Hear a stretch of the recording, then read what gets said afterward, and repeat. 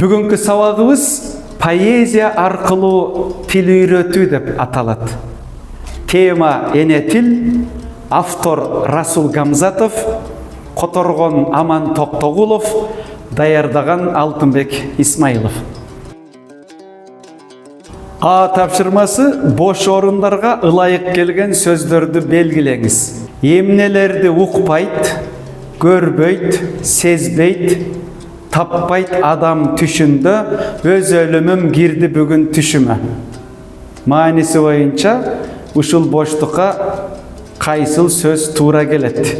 Эмнелерди көрбөйт, адам түшүндө, өз өлүмүм кирди бүгүн түшүмө. Турган экем, олтурган экем, жаткан экем, каткан экем, былк эте албай ок тийип, түшкү сыкта Дагестандын түзүндө. Боштукка кайсыл сөз айкашы туура келет?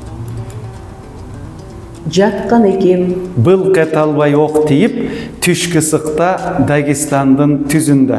Шарагымы окшоп өмүр мезгилге, көл толкуну, тоо дайрасы, деңиз суусу, мухит чалкып мага жакын сайдагат. Мааниси боюнча экинчи саптагы боштукка кайсыл сөз айкашы туура келет? тоо дайрасы, Мага жакын сайдагат. Бүттүм эми, керегим жок эч кимге, денем чирип, ырга айланат, кумга айланат, топуракка айланат, ташка айланат. Кайсынысы боштукка туура келет? Денем чирип, топуракка айланат. тирүү жан жок мынтип өлүп жатканда, бир дадамдын доошун чалбайт кулагым.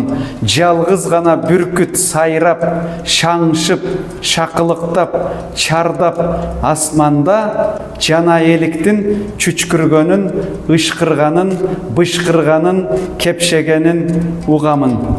Боштуктарга мааниси боюнча кайсыл сөздөр туура келет? Жалгыз гана бүркүт Шаңшып, асманда, жана эликтин бышкырганын. угамын. Б тапшырмасы алды сызылган сөздөрдүн ордуна кайсы сөздү койсо ырдын мааниси өзгөрбөйт. Мага күйөр адамдардан жанымда, тааныш, келген, жаккан, жакын. Мага Жакын, адамдардан жанымда бири дагы караан болуп турган жок.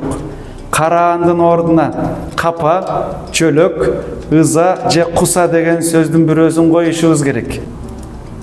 Бири дагы жөлөк, болуп турган жок. Жаштайымда жайрап калган чагымда, уктап, чарчап, соолуп, ооруп.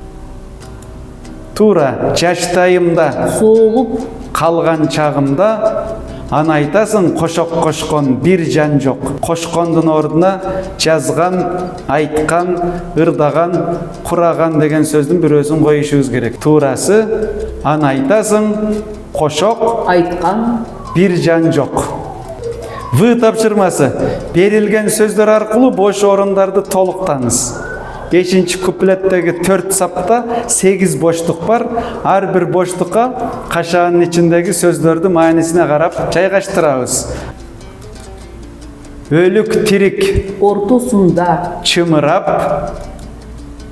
мына ошентип жалгыз, жатсам тигинде, эки адамдын сүйлөшкөнү, угулат, канга, сиңген, менин авар. тилимде. Г тапшырмасы.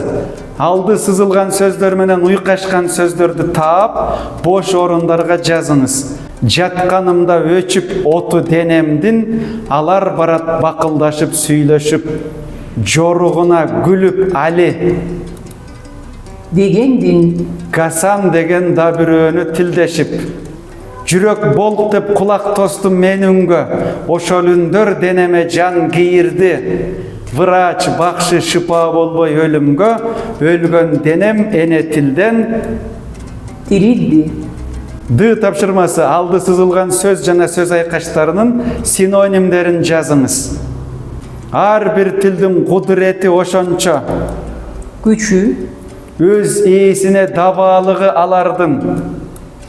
Şıpalығы, Эртең тилим жоголору чын болсо, anık, анда жакшы бүгүн өлүп калганым. kaza bolğunum. Тапшырмасы жогорудагы ырда акындын укмуштуудай түшү, өлүмүнө эч кимдин кайгырбагандыгы, жашоодон тажап жанын кыйгысы келгендиги, эне тилге болгон чексиз сүйүүсү негизги орунда турат. Ушул төртөөнүн бирөөсүн боштукка жайгаштырышыбыз керек. Демек, жогорудагы ырда акындын Ene tilge bolğonu çeksiz süyüsü негизги орунда турат. Мага бүгүн үн коштоого кесиптешим Назгүл Мурзахматова жардам берди.